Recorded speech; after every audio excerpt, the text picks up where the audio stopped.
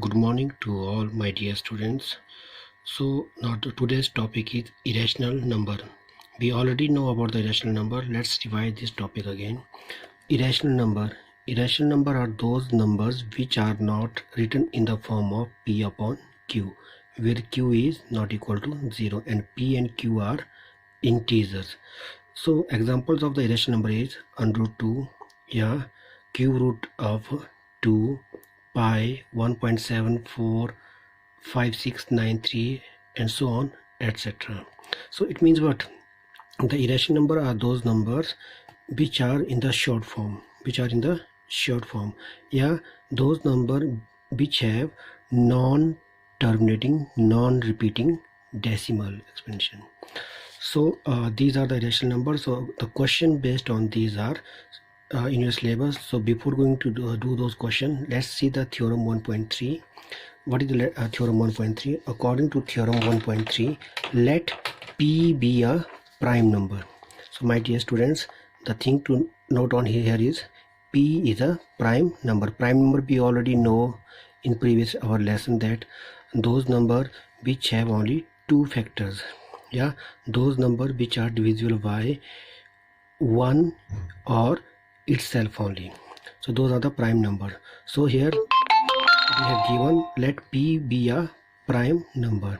If P divides a square, that means that prime number divide a square, then P divides a also. Then in that case that prime number also divides a, where a is some positive integer. It may be any positive integer. So let's see the example as 3 is the prime number. It divides 9 square, that is 81.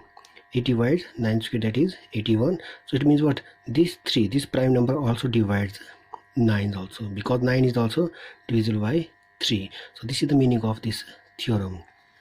So after that, one more term is here again, co-prime number. Co-prime number are those number which have only one factor common, and that is only number 1 only. Clear? In co-prime numbers we can take either one prime number or one composite number also, yeah, both the prime number also. See, let's see here example 3 and 13. The factor of 3 and 13, the common is only 1. 2 and 17, also the common is 1. Common factor is 1. 4 and 27, as see there, one is a composite number and one is the second is also the composite number, but the factor common between these two numbers is only 1. So that's why these numbers are known as the co-prime number. So now the type 1 question in your exercise is that how to solve under root 5 is a irrational number. So this type question are in your exercise, and there is two type of the question, how to prove any number is a irrational number. So this is the one of the type. So when we are doing this question, we have to suppose here in this question that this number is a rational number, and later on we have to we have to prove that this number is not a rational number, because we have to contradict our supposition. So this is the basic of this question. So let's see now how we have to solve this question. So as I told, we have to suppose first that under root 5 person number is given is a rational number. Again note on, we are supposing that under root 5 is a rational number, and if it is a rational number we can write it as under root 5 is equal to a upon b, because rational number can be written in the form of a upon b, where a and b are co-prime numbers. According to definition of the rational number, a and b, they are co-prime number, means they have nothing common, they have only the 1 as the common factor between the a and b. Only 1 is the common factor between a and b. So here a upon b is under root 5, then a is under root 5b. Now we have to remove this square root. For removing the square root, we have to do squaring both sides. So now by squaring both sides like this, then a square is equal to under root 5b square. That means we know that here the value of under root 5 whole square is equal to 5. How it comes 5? So let me to explain that one thing here. As we know that x unroot x, we can write it in the form of power as x raised to power 1 upon 2. So in the power form we can write it as, so if we are doing here unroot x whole square, then it is x raised to power 1 upon 2 whole power 2. And we know this formula, we know that a raised to power m whole raised to power n is a raised to power m into n. So we are using this formula here, then it becomes x raised to power 1 upon 2 into 2, then it is x, it comes x. So it means unroot x whole square is equal to x. So by using this formula we can say that unroot 5 whole square is what? 5. That's why it is written there like this, the value of unroot 5 square is equal to 5. So I told to remove this, what we did, squaring both sides. By squaring we got a square is equal to 5b square. Now 5 is what? 5 is a prime number. If this prime number means this 5 prime number is the factor of a square, because it is coming 5 into b square. So now 5 divides a square. This 5 divides a square, because all factor divide the numbers. So all factor divide the number. So let me explain one more thing here, like 27. The factor of 27s are factors. Factors are 3.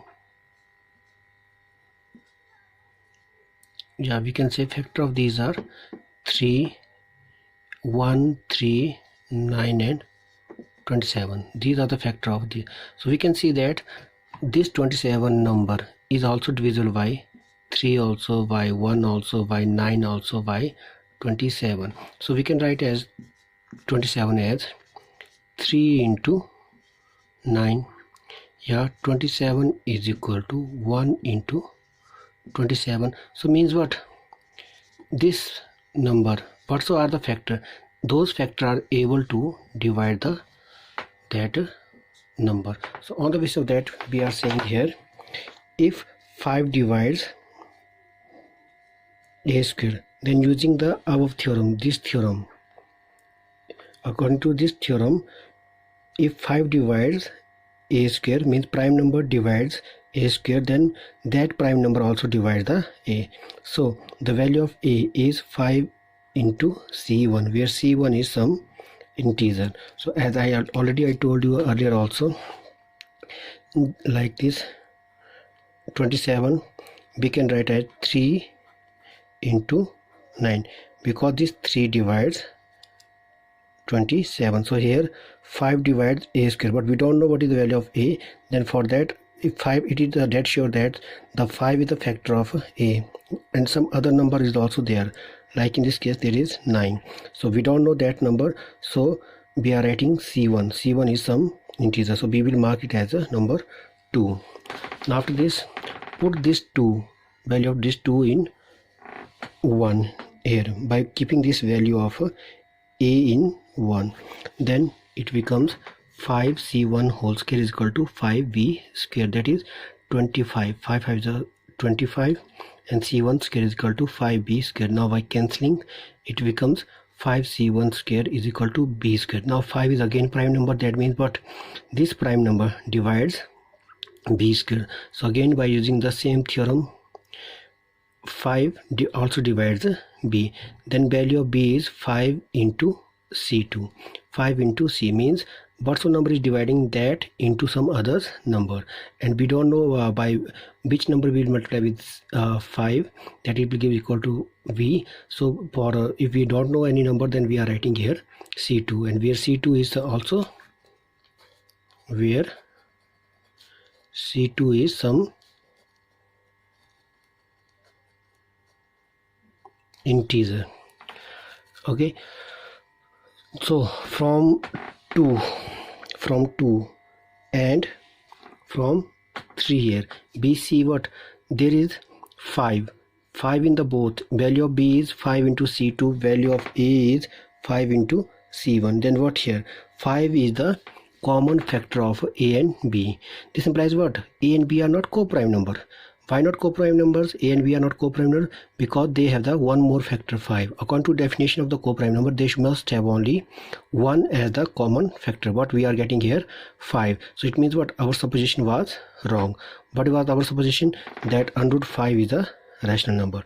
So it means under root 5 is a irrational number. So on the in this way we can prove this type of the question. So let me to tell to one more thing in this question. When we are writing, we have to start the question with the opposite. Opposite means we have to prove a rational number, but we have to write here, we have to prove it is a irrational number, but we have to write here rational number, and A and B are co-prime number.